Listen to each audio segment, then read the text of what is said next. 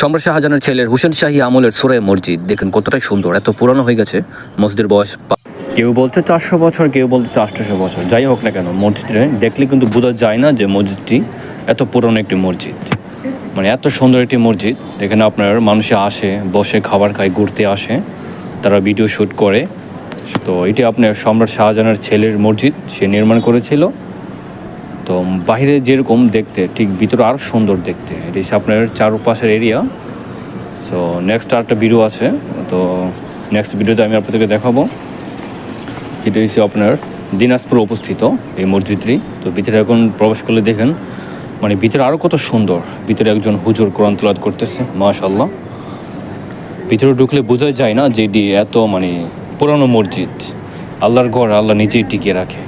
দেখেন কত সুন্দর। এটা মনে হয় আপনার পাথরে গড়া, সব কিছু মানে ঢালাই সিস্টেম।